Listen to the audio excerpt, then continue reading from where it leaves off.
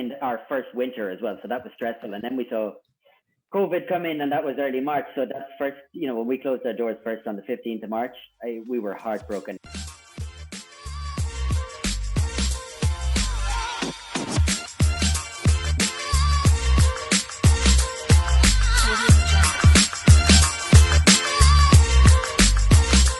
Today I am chatting with Richard Kennan. He's one of the real good guys in the industry. He's one of the best hosts around, and along with his partner Alice Jary, owns the new kid on the block that's shaking up the Galway food scene, Ruibín restaurant. If you haven't already done so, click the subscribe button to get brand new episodes every single week directly to your feed. Richard, it's a pleasure to have you on.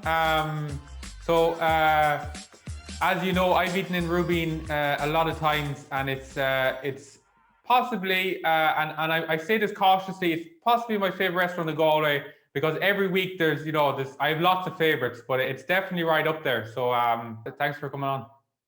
No, not at all. A pleasure to be here, definitely. Right, we've loads to talk about, Richie, so we're not going to beat around the bush at all. We're going to go straight into it. So just to start, before we get into Ruibín, which is your lovely restaurant, can you kind of tell me kind of the elevator pitch of the background before Ruibín? For Ruibín itself? Yeah, with yourself, like what's your background? What's my background? Excuse me. So yeah. Sorry. Yes. So I grew up in hospitality. I grew up in a country house hotel in County Laois. So it's kind of in my blood. And I came to Galway then in 2003 and kind of put myself through university down here within hospitality, sort of on the floor in restaurants and so on. And then huge amounts of travel after university. And then I did a long stint in Ballyfin Hotel in Laois, which is a 5-star hotel, considered one of the best in the world, and kind of really honed my skills down there.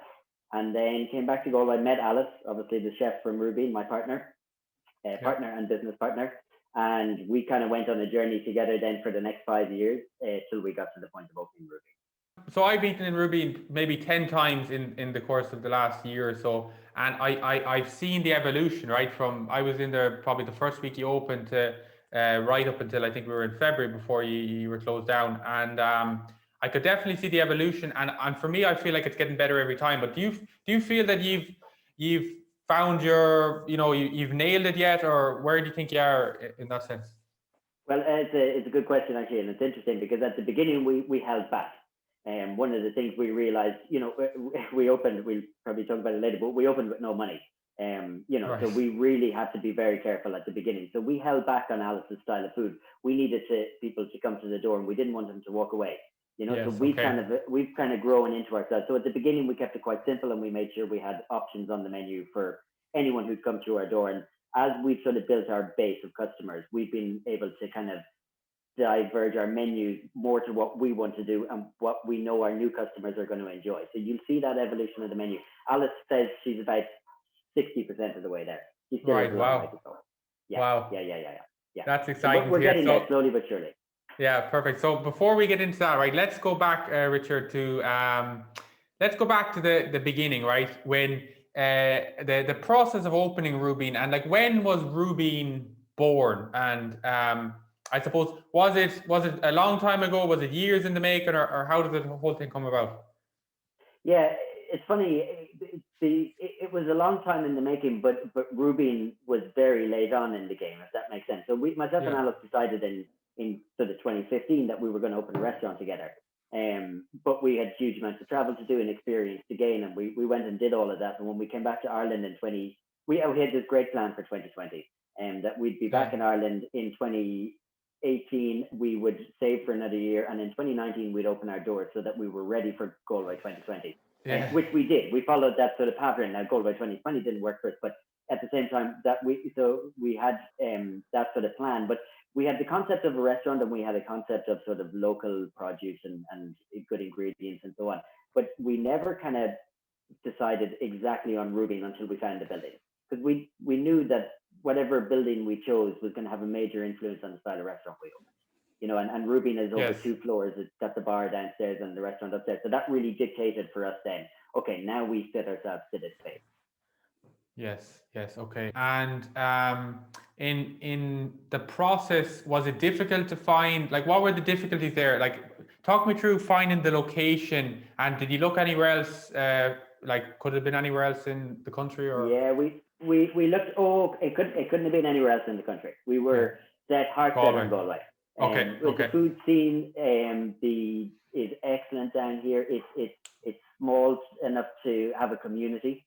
It's not big. You get lost in Dublin every so often in the food scene, and Yeah. now Dublin's incredible, the food scene, but we really wanted that sort of community sense and Yes. smaller sort of city to live in and raise kids in as well down the line. So Yeah.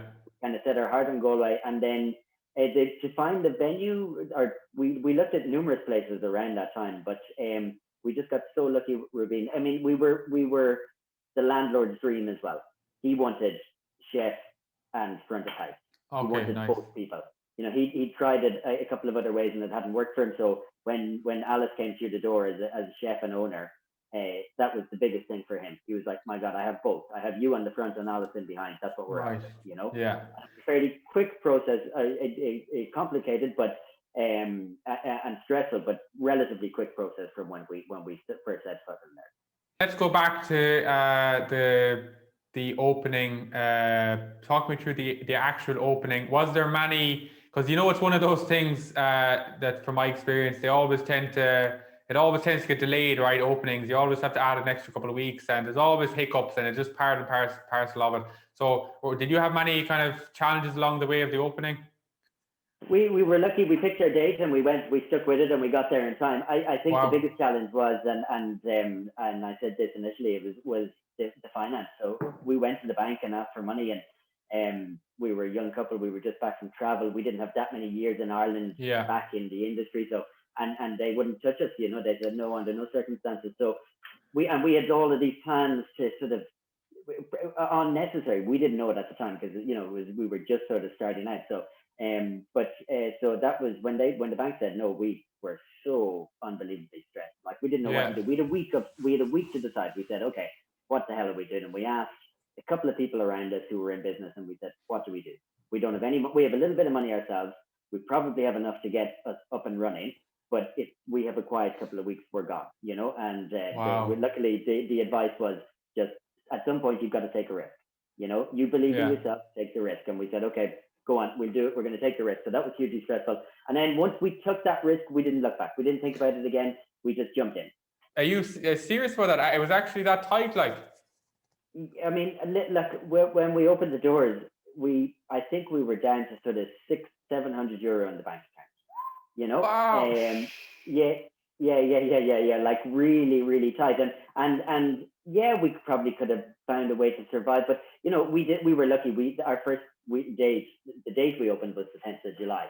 So Yeah. right in the middle of the art festival, and then straight into the races. And we had a really good month. Now, in hindsight, it wasn't a good month, but for our first month, it was perfect. It was exactly Yeah. what we needed.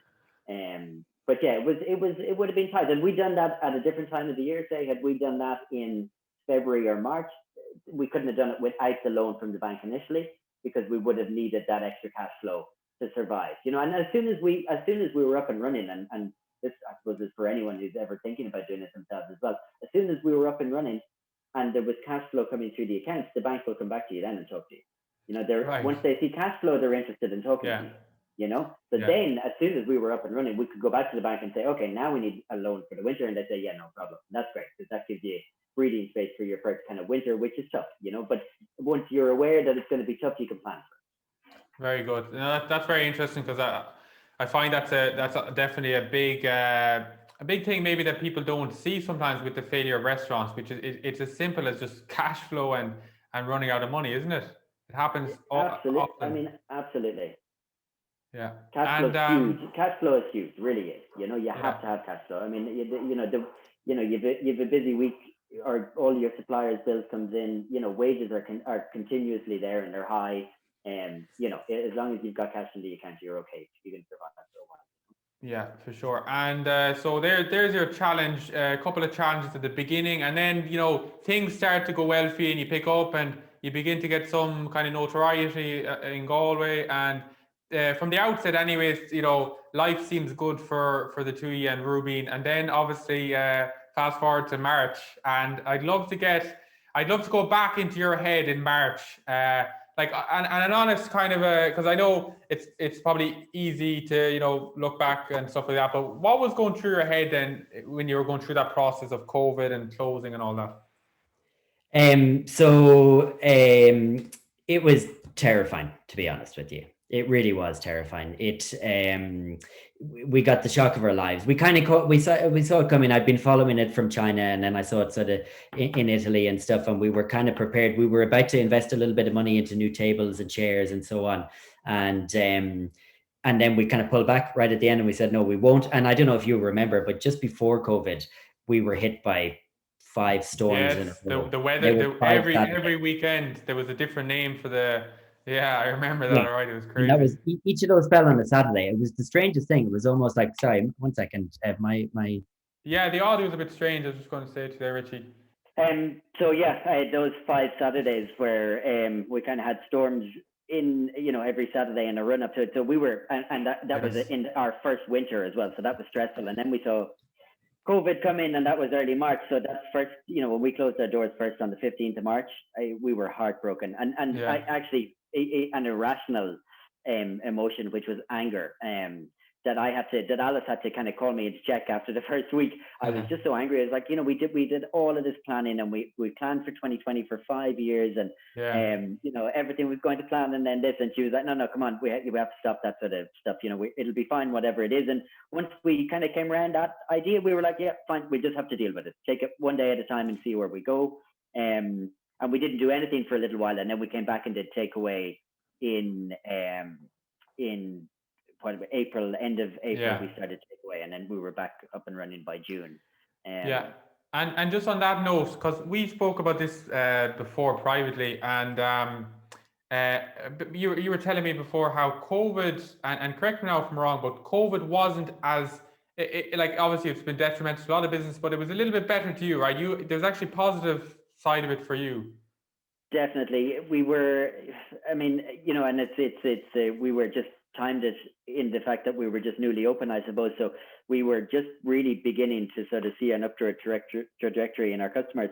And then when we opened back up in the summer, because there was less places open, there was less seats in the city for people to avail of. Certainly with the wet pubs, and you feel so sorry for the wet pubs that they didn't get to operate. But in some ways, I suppose that benefited us because it meant there was less seats in the city. So there was people out looking for new places to go, and that kind of drove our customer base up on a much faster than it would have perhaps without COVID. Certainly because there was no tourists and everything. But and we were lucky. We had a really spacious building, and I think that helped people to come down as well. Plenty of windows upstairs, so we could kind of provide a relatively safe environment, or as safe an environment as you could as a restaurant, and people picked up on that pretty quickly. Yeah, very good. And so that leads us into where we are now, which is pretty much back to where, in many ways, where we started a year ago, right?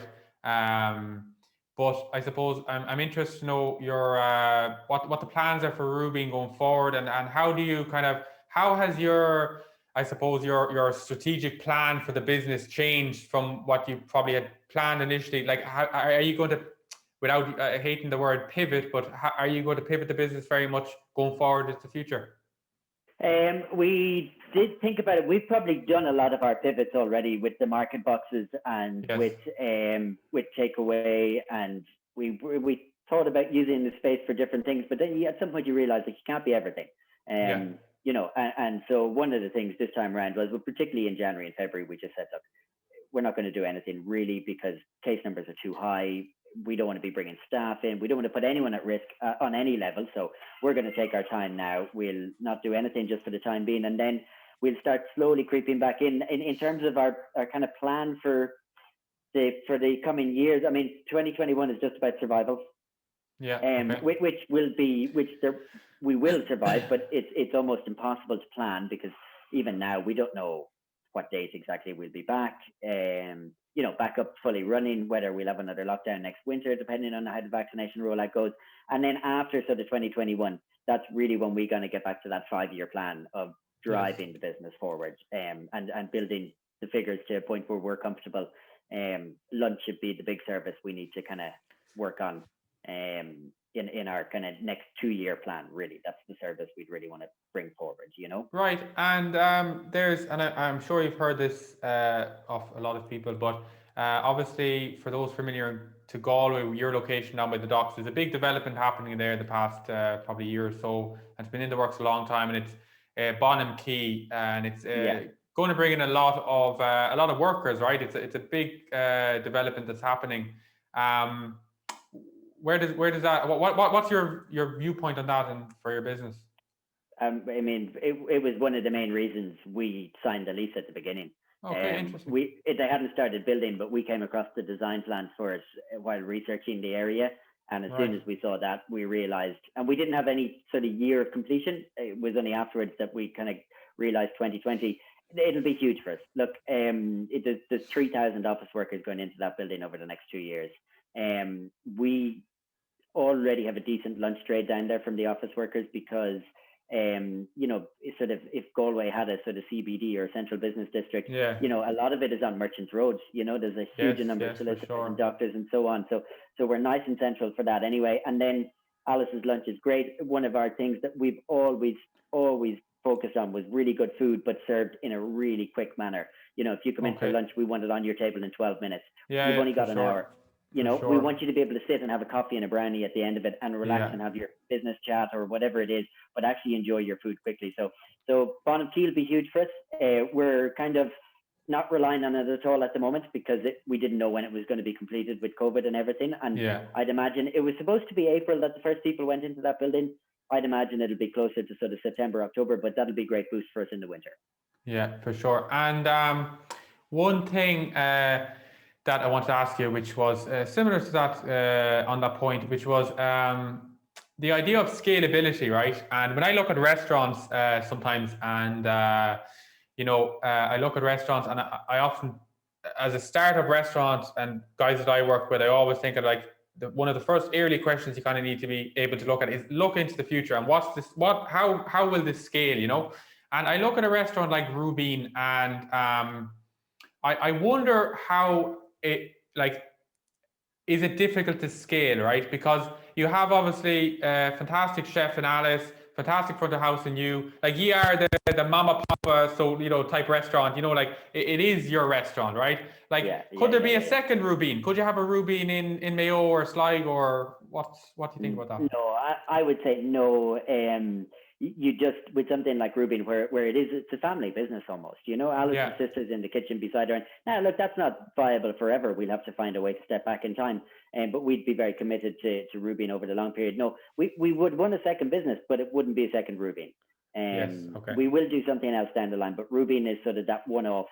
It definitely adaptable to pop-ups and to, say, markets around the country, or you can use the Ruibín brand certainly to, you know, create something, you know, like a chutney or a hot sauce, or, you know, we haven't even thought about that, but, you know, there's avenues that you can use that brand separately, but it wouldn't be in another location as a restaurant that we would see. But we would certainly open something again in the future and plan to, but it would just be under a different sort of hat, you know? Very good. Yeah, no, absolutely. And a couple of quick ones, Richie, just to finish up, and I really appreciate your time. Service is something which I'd love to get your opinion on. I think it'd be very interesting for me and my listeners. I often tell people that I think some of the best service in Galway, I feel, is in Ruibín. I just think I'd love to get your opinion on kind of the keys to good service, like what's involved in it.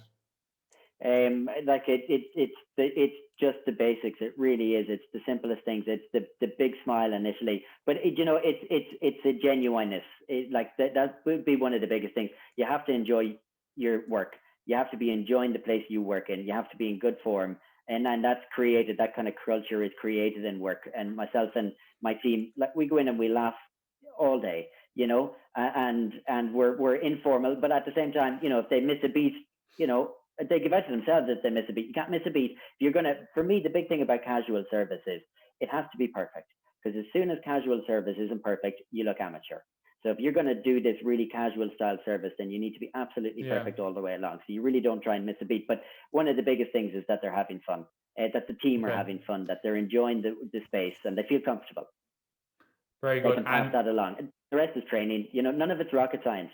It really isn't. It's not. It's you don't need a degree for it. You just need to be. You just need to have an attitude and a way about you. I remember an ex boss of mine telling me a long time ago that, and I think it's so true. She said, a bad service can ruin an absolutely great meal, but good service can make a bad meal acceptable. And it's so true. You go into a place and the service staff looking after you are amazing, but the food isn't great. You'll have a memorable experience. You go into a place and the food is unbelievable and this person is really rude to you. You'll never go back, So it has a huge impact on the overall experience. For sure. A little bit of a sideways question, but I'm interested, do you have any, is there any kind of, I suppose, big inspiration, like in terms of like business or what you're doing with Ruibín in your, or anyone you kind of look up to, any other restaurant you can say, these are kind of what we're aiming to be toward, Alice probably has more of that in terms of her sort of chefing.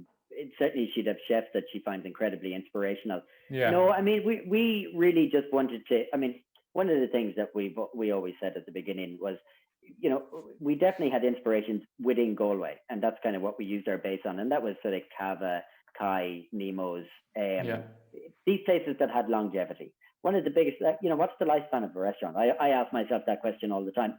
And when you think about the vast majority of restaurants in this city, what's the lifespan? Most of them aren't there in 20 years. No.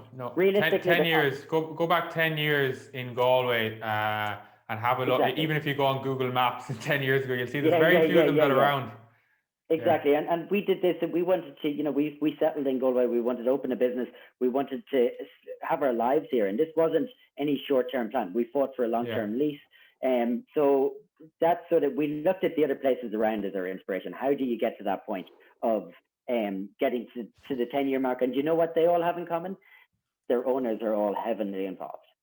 So Jess and Dave and Kai are there all the time. Avian down in Nemo's is there all the time. JP and Driggin are involved in Cava all the time. These are places that, Lynham in Universal, Jack in the Beer House. These are the sort of really long-standing places, but it's because their owners are involved. So that's what we use as sort of our inspiration to get up and running. But like I say, Alice had far more inspiration, certainly from the chefing world.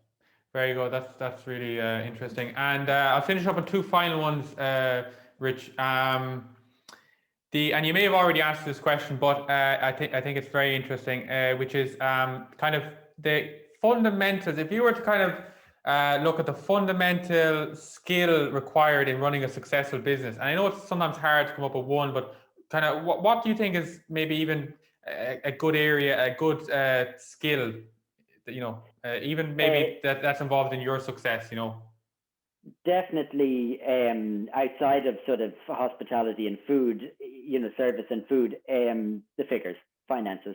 You've got it. The devil is in the detail. You really are talking about 1 or 2% in your wages, 1 or 2% in your kitchen GP. These are the critical bits at the end of the year if you want to run a successful business. Now, if you're careful with those bits, it allows you to spend money and invest money back into your business where it's needed all the time, and the customer expects it. They need to see you moving forward. You need to be adapting all the time. You need to be changing. But for me, and I was told it a long time ago, and it was great advice, and I've taken a really avid interest in any financial role in any place I've worked. But the devil is in the detail. It's the minute money that's hugely important. Very good. That would be my biggest thing. Yeah. Look after your pennies, look after your pounds. A French chef once said to me back in the day. Yeah. And when we do that, because we're comfortable and we're confident going forward, we invest all of that money back into the building because we love it. We're always thinking about the next thing we can do and what can we upgrade and what can we. But the idea is that you're comfortable to get to that point. It's that again. It's that those opening couple of weeks and that very first winter. So many people don't survive that very first winter because it's or they end up borrowing too much and they put themselves in debt. And if you're really careful with the detail, oftentimes you can get away without borrowing, and that's a huge thing because you're just paying interest to a bank, there's always going to be times you need to borrow, but limit the amount and you're doing better, Yeah, for sure. And let's finish up on this one, Richie, because I know you have to run, but and I know we've already touched on this, but I'd love to just for even my own happiness, when are we going to see Ruibín back again, and kind of what'll be new, or what's the plan going forward, So we are going to do market boxes again in the next 2 weeks. So we're just going to push those out there again. We will then go back to takeaway. We're kind of thinking about March. We're actually in the process of changing our kitchen floor, which we can't do anything with at the moment because of the ban on construction. So as soon as that kicks back in, we'll get our kitchen floor down, and we'll go back to takeaway and see an outdoor version. Oh no, sorry, 1 sec now. Oh, you're fine. I'll just carry on talking. We're going to see an outdoor version of Ruibín then at the next stage. So the outdoor dining, we have tents that we bought in from Germany last year. So they're ready to go. So we can do the 15 outside. And then, God, I cannot wait for that first day that we open our doors to a customer again. I really cannot wait. You and me both. Lovely. And thanks a million for that, Richie. It was an absolute pleasure to talk to you. And I'll be hopefully the first customer in. Definitely. I'm looking forward to it, Evan, and thank you so much. That was brilliant. Yeah. Really no one enjoyed at all. Lovely. Cheers, Richie. Thanks, man. See ya. Thanks for watching the Business of Restaurants podcast with me, Evan O'Callaghan. For new episodes every single week, subscribe below.